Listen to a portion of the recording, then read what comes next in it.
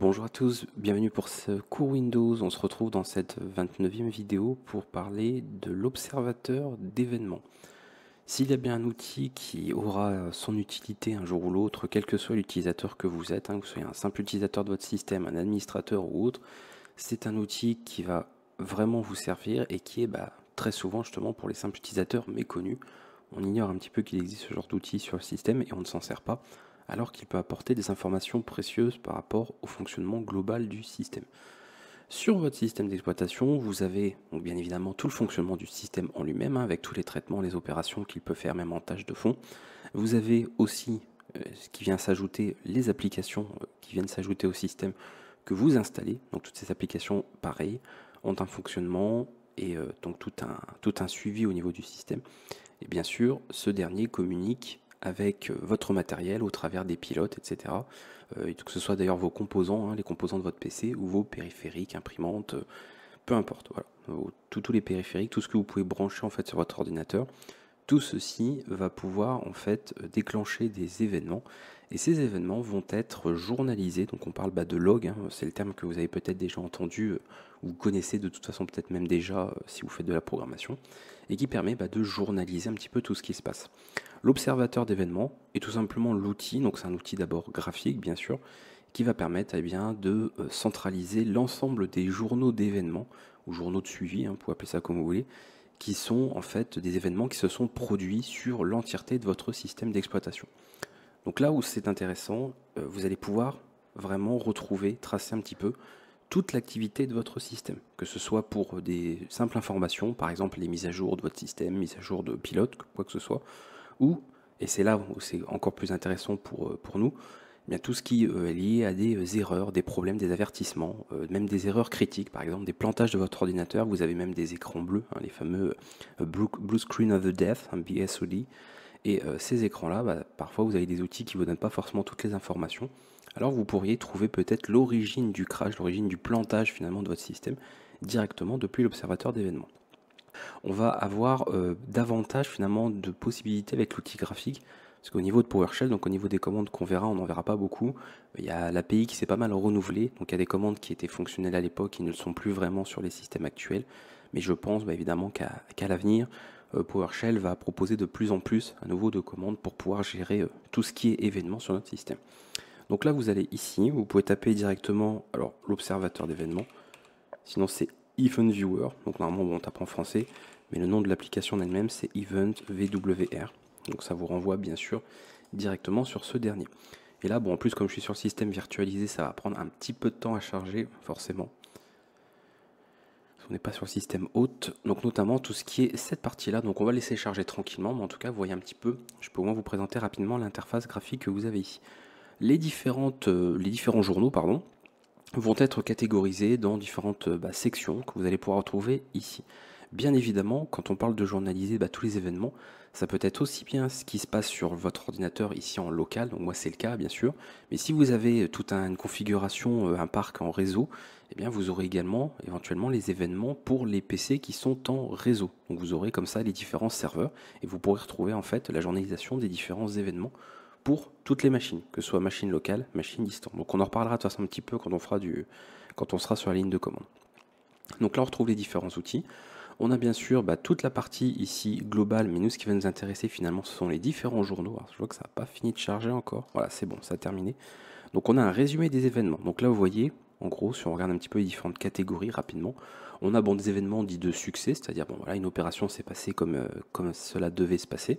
On a ensuite une partie information, donc c'est juste un indicateur. On a ensuite des avertissements. Donc ça, généralement, ce ne sont pas des erreurs graves, on va dire. Ce sont juste des choses peut-être qui ne devraient pas se passer, mais le système, en tout cas, journalise ces événements.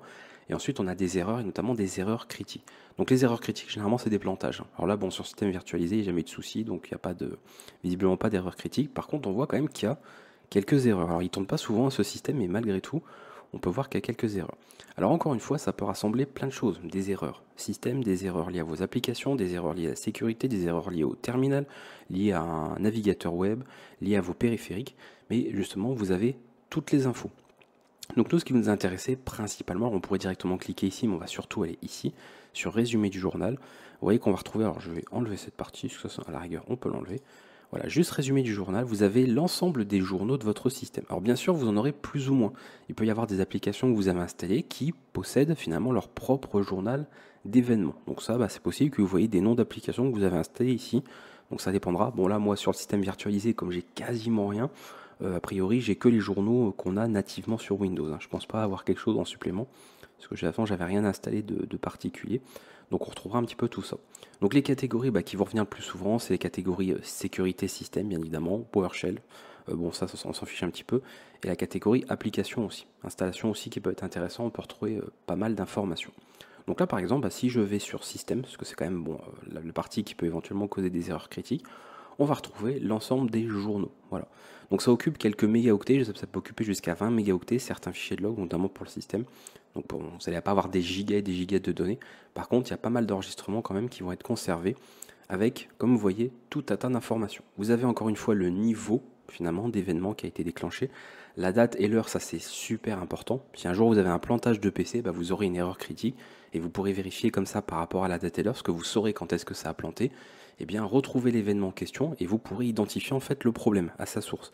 Et c'est là que ça va être des éléments beaucoup plus pratiques pour pouvoir résoudre le problème et savoir qu'est-ce qui a causé le plantage. Est-ce que c'est un périphérique par exemple, notamment de son, parce que je sais que ça arrive souvent, les périphériques de son qui souvent plantent, et quand le pilote de son plante, généralement le système vous affiche un bel écran bleu et redémarre pour des questions de sécurité, que ce soit un processus, donc ça peut être une application. Voilà, vous avez une application qui est censée faire une vérification de mise à jour et puis il se trouve que le système de vérification de mise à jour ne marche pas, donc l'application plante et parfois ça peut faire planter un processus critique aussi, ou simplement l'application elle-même qui plante. Et dans ce cas-là, vous aurez tout qui est journalisé ici. Donc là, on retrouve beaucoup d'informations. Vous avez différentes actions que vous pourrez faire sur la droite, et ça, c'est principalement uniquement ce qu'on pourra faire en graphique et pas en console. Notamment, par exemple, d'enregistrer les événements, vous pouvez les exporter. Par exemple, si vous y connaissez vraiment pas pour tout ce qui est dépannage, même si vous avez ce cours qui est là justement pour vous apprendre un petit peu les choses, vous pouvez exporter les différents événements concernés qui pourraient poser problème.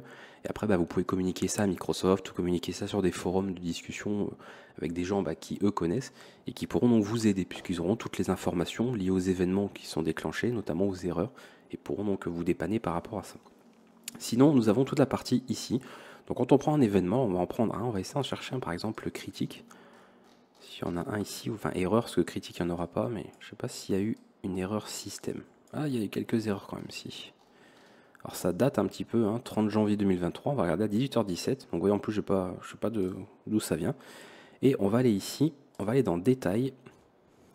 Alors normal qu'il y ait des petits bugs graphiques parce que virtualiser. Voilà, alors en vue générale, vous voyez que vous avez ça. Donc on a quelques informations qui peuvent nous servir.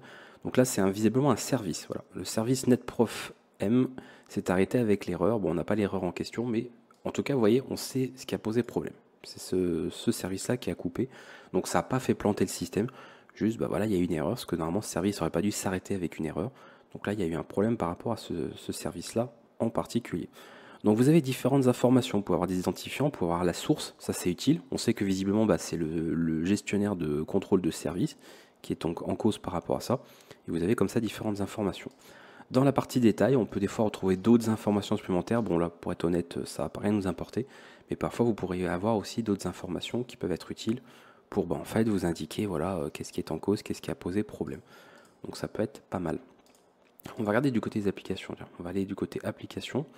Voir s'il n'y a pas un programme pareil qui a pu planter. Alors non, il n'y a rien. Alors là, c'est principalement pour vous dire, il y a eu des mises à jour qui s'est faites, ça s'est bien passé, voilà, etc. Quand vous avez des mises à jour Windows Update, ainsi de suite. Donc là, on n'a pas grand chose de toute façon, mais on voit quand même qu'il y a eu quelques petits problèmes.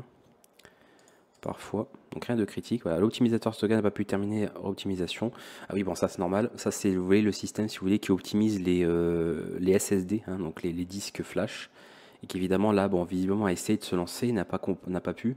En même temps, comme c'est sur un disque virtuel, qui n'est, je crois, de toute façon pas considéré comme un SSD, oui, c'est normal que le système n'ait pas réussi à faire l'opération, et donc que ça n'ait pas marché.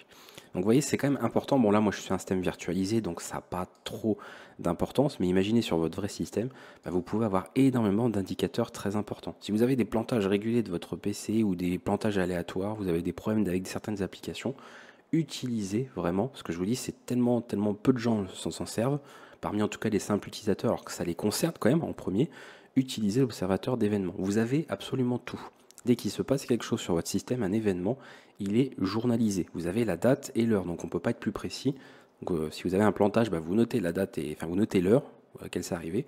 Et ensuite, quand vous redémarrez votre ordi, vous cherchez directement dans l'observateur un événement qui se trouve en tout cas autour de cette heure-là, et vous verrez comme ça ce qui est à l'origine du problème.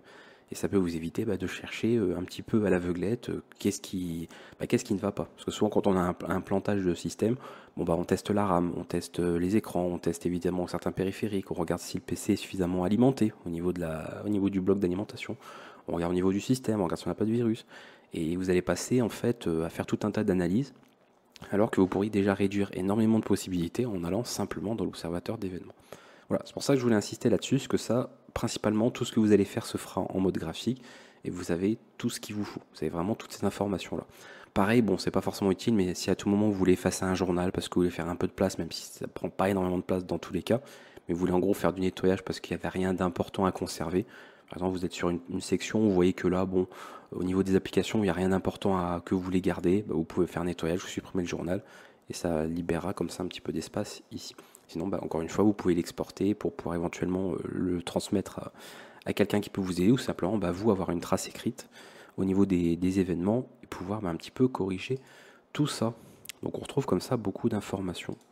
Voilà, donc là on voit par exemple que ça nous indique que toutes les mises à jour Windows qui se sont bien faites. Donc vous voyez qu'à chaque fois qu'une mise à jour s'est faite, hop, elle est journalisée. Important. Parce que pareil, si un jour vous avez un problème avec une mise à jour, pourrez-vous savoir depuis quand ça a commencé votre ordinateur a commencé à avoir des problèmes, et de voir qu'en fait cette mise à jour, vous l'avez faite à telle date, parce que c'est pas forcément retrouvable facilement ailleurs, et donc vous saurez qu'a priori, peut-être, c'est cette mise à jour qui est en cause.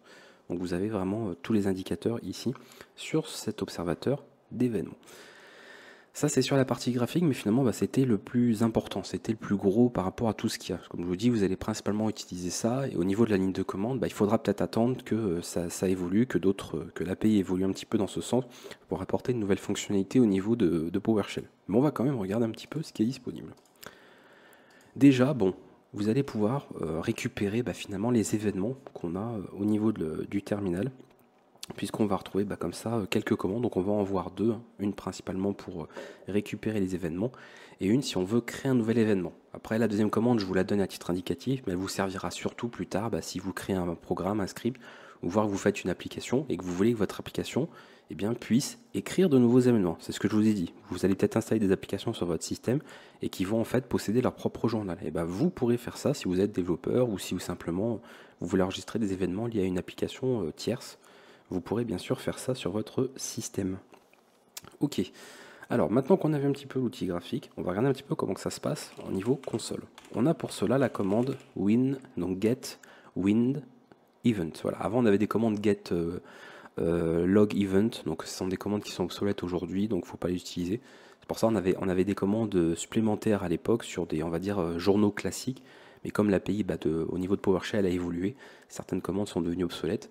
Comme je vous ai dit, je pense qu'ultérieurement, on aura de plus en plus d'outils, en tout cas, pour manipuler un petit peu ces différents journaux d'événements sur notre système.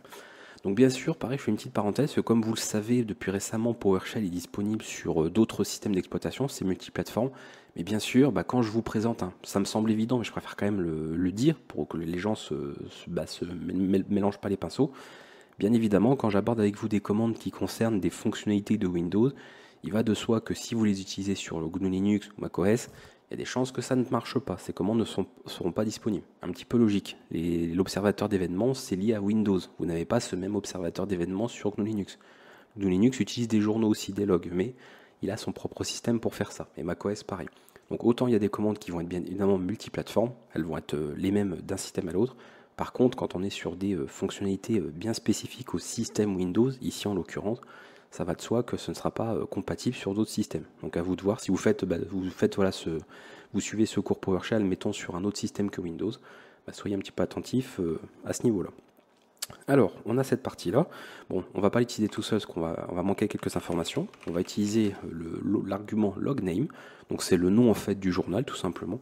Et là, vous utilisez le nom qui peut être indiqué. Alors généralement c'est des noms en anglais, mais on peut la trouver ça. Donc tout à l'heure on était sur le journal des applications, donc on peut faire celui-ci. Alors là si je fais ça, on va tout retrouver. Donc là on va avoir beaucoup d'événements. Je sais même pas d'ailleurs, il y a peut-être même des chances. Non, ça va. Je pensais qu'il allait genre me dire non, il y en a trop de résultats. Donc je vais arrêter avant parce qu'il y a vraiment beaucoup de choses. Donc ce qu'on va faire, on va bien sûr filtrer pour ne pas en avoir autant, parce que sinon c'est pas lisible du tout. Donc max events, on va mettre un petit entier, je vais mettre par exemple 10, et on va faire ça comme ça. Et là vous voyez qu'on récupère différentes informations. Alors comme toujours, comme là c'est un affichage sous forme de tableau, bon on n'a pas forcément tout. Comme d'habitude, si vous voulez davantage de choses, bah, vous faites un petit, par exemple, vous voyez, si je fais genre juste un seul, voilà, on formate sous forme de liste, et là on peut retrouver éventuellement plus de choses. Donc ça c'est intéressant. Alors peut-être mettre un peu plus. Voilà. Bon, c'est pas, j'ai pas plus que ce que je voulais, c'est pas grave. Hop. Non, on n'aura pas plus que ça ici.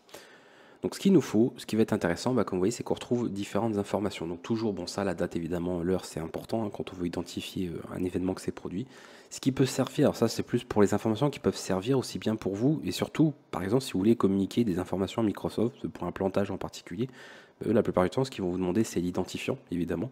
Parce que c'est ça qui permet de tout de suite identifier généralement la source du problème. C'est un code, hein, si vous voulez, unique pour dire, bah voilà, c'est une erreur liée à telle chose, ou en tout cas un événement lié à telle chose. Et parfois, vous avez la source, donc la source, c'est carrément genre le nom de l'application ou autre. Donc le provider, c'est le nom du fournisseur, donc ça, c'est un cas particulier aussi. Et vous avez, le message, pareil, vous avez compris, hein, c'est à part. Mais on peut retrouver aussi ce genre d'informations-là. Donc là, vous pouvez filtrer, comme ça, retrouver les différents journaux d'événements. Donc comme je vous ai dit, en ligne de commande, on ne fera pas grand-chose. Là, on n'a pas d'énormes possibilités. Mais je voulais quand même vous montrer ces commandes-là, parce qu'elles existent, déjà, elles ont le mérite d'exister. Et je vous dis, ultérieurement, il y aura peut-être de nouvelles commandes qui viendront s'ajouter et qui permettront de faire un petit peu plus de choses avec les journaux d'événements, avec l'outil PowerShell. Alors, on peut aller un petit peu plus loin aussi, si on veut par exemple lister tous les types de logs, même si on l'a vu. Rappelez-vous ce qu'on avait vu sur l'observateur d'événements, hein, en mode graphique. On pourrait bien sûr tout lister directement. Donc je vais faire WinEvent, l'argument liste log, et on va faire astérisque, et pas astérix, attention. Et là, comme ça, on peut lister l'ensemble des journaux qu'on a sur le système. Donc je vous dis, selon les applications que vous installez, vous en aurez peut-être plus ou moins. Donc ça dépend. Donc on retrouve la même liste qu'on avait en mode graphique tout à l'heure. En fait, elle est ici.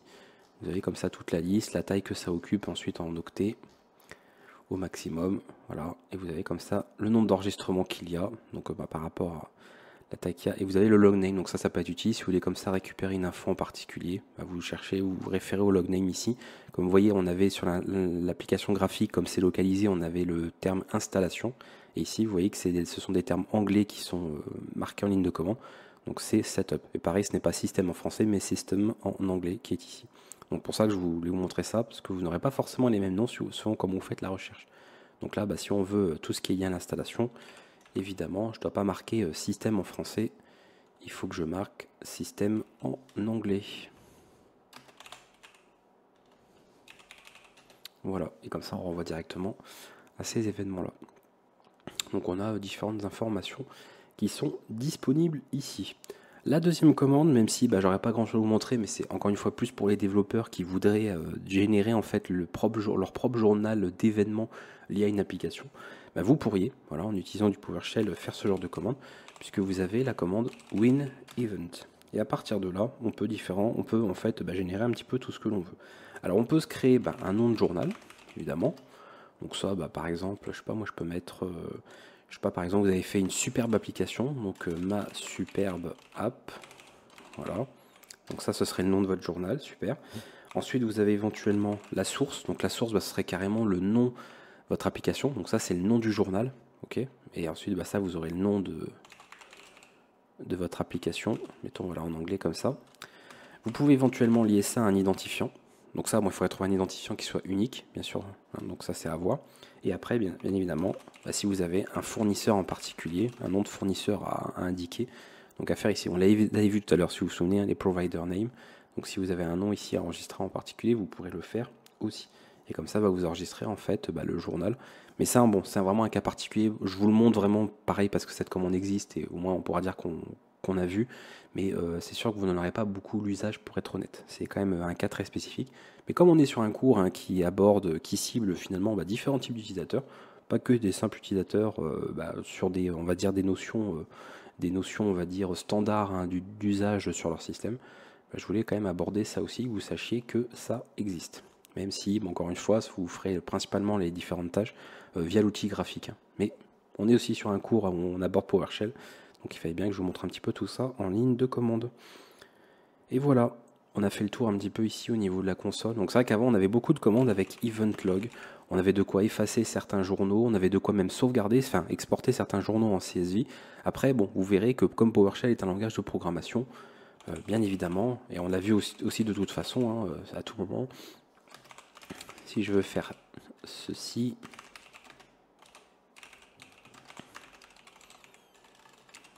ça va de soi. Oula, je note n'importe quoi. Voilà, et ensuite j'envoie ça bien sûr dans... Alors là, bon, on n'aura pas ça dans un tableau ou autre, mais bien évidemment, ensuite, on peut avoir l'information exportée. Je veux dire, nous avons vu ensemble un petit peu comment fonctionnait tout ça. Donc bien sûr, vous savez qu'on peut exporter et rediriger les commandes. Donc là, vous voyez qu'on a bien redirigé le résultat, l'affichage de la commande, même si, bon, il a bien sûr masqué une partie ici. Il a fallu mettre ça sous forme de liste. Mais on peut bien évidemment utiliser les outils. Donc toujours, hein, j'insiste à chaque fois là-dessus, n'oubliez jamais en fait ce que vous avez vu avant. Hein. Vous dites pas, en fait, ce qu'on a vu avant, c'est passé, donc ça ne concerne plus la vidéo actuelle. Bien évidemment que si. Il faut que tout ce que vous avez vu avant soit un acquis qui puisse vous servir par la suite. Parce que je ne vais pas forcément rappeler systématiquement. Vous pouvez faire ça, rappelez-vous, on l'avait vu 10 vidéos en arrière. C'est à vous, bien évidemment, de prendre des notes et de vous souvenir un petit peu de tout ça. Donc on a quand même, malgré tout, même si spécifiquement ici, ça manque un peu d'outils pour le moment au niveau de PowerShell, mais bien évidemment, en utilisant les fonctionnalités globales et générales au niveau de PowerShell, au niveau de la ligne de commande, on peut associer tout ça avec les commandes qu'on voit au fur et à mesure des séances, et ça permet comme ça de rajouter tout un tas de possibilités aussi. Donc c'est quand même important de le savoir et de le rappeler surtout. Voilà, on va s'arrêter là. On a fait le tour un petit peu de ce que je voulais concernant l'observateur d'événements. Donc j'insiste vraiment, je me répète à nouveau, utilisez-le. Utilisez-le si vous avez des soucis avec votre ordinateur, avec une application, votre système, quoi que ce soit. Ayez le réflexe tout de suite de noter éventuellement l'heure où vous avez eu le problème en question, ce qui vous embête, et ensuite d'aller vérifier directement dans l'observateur d'événements l'origine du problème. Ce sera forcément notifié s'il y a eu un souci, ce sera forcément enregistré. C'est d'ailleurs pour ça, quand vous avez par exemple un écran bleu, vous avez vu que ça prend un petit temps, le système vous indique en fait qu'il enregistre des choses et il redémarre seulement ensuite. C'est pas, il redémarre d'un coup comme ça, sinon bon là c'est vraiment genre un problème d'alimentation et il y a peut-être des chances quand même que votre système ait le temps d'enregistrer quelque chose. Donc là ce sera un cas quand même très particulier. Mais sinon, la plupart du temps, quand il y a un plantage, quand il y a une erreur critique, une erreur du noyau carrément, c'est enregistré au niveau des journaux d'événements avant bien sûr que tout redémarre. Donc vous avez une trace quelque part en tout cas de l'incident et vous allez comme ça pouvoir résoudre éventuellement le problème. Je vous dis à bientôt, n'hésitez pas si vous avez des questions à les poser en commentaire et à faire apporter un petit peu vos retours sur cet outil-là, ça a pu vous aider aussi. Certains parmi vous l'ont découvert, ils se sont dit tiens ça y est, j'ai enfin trouvé la solution à certains de mes problèmes que j'avais depuis des mois, des années. Donc j'espère qu'en tout cas ça vous sera utile. Ciao tout le monde.